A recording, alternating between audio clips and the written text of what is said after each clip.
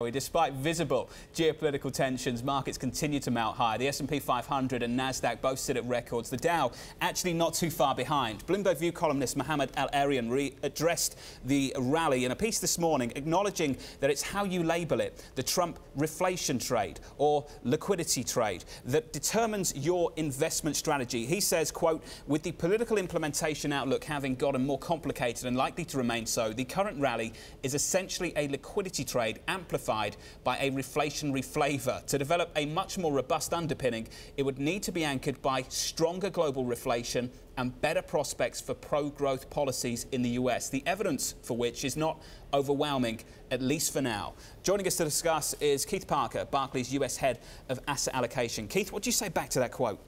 Yeah, I think my view has been and remains that the rally in equities has predominantly been driven first and foremost by the global recovery, synchronized manner, turn up in inflation. We just had Q1 earnings, which were strong, growing over 13% year over year. Central banks globally that remain very patient. And as Mohammed Al-Arian pointed out, a liquidity environment where more and more money is coming into markets and equities earning a much higher yield than bonds. To Mohammed's point, how important is that liquidity story and that resilient bid, that resilient buy the dip story, the magnitude of corrections shorter, the time horizon for these corrections shorter?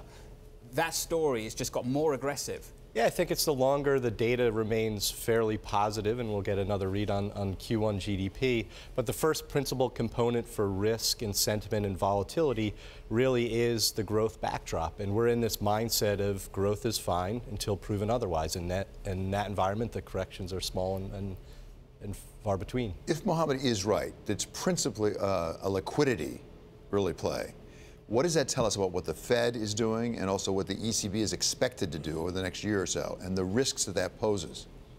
I think the communication that I hear from the Fed and the ECB is they want to go gradually, that they don't want to disrupt the markets and thus the economy and sentiment in a nascent investment recovery as we saw in Q1.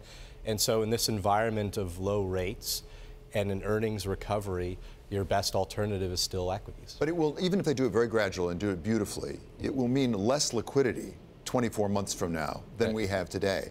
What replaces that in driving it? I think from a starting point, when central banks globally are buying up all net bond issuance globally, you're starting from a point of zero, and to get to a point where it's really removing that liquidity where coupons and dividends are being reinvested, there's a long runway. Back in the summer of 2016, bond markets and equity markets just moved together in tandem. Bond yields crashed into all-time lows, and then you had equity markets flying high to all-time highs. Bit of a divergence recently, since last summer at least comparatively. Going forward, if you get that correction in the bond market, are you pretty positive that the equity market will stay resilient and won't move the same way?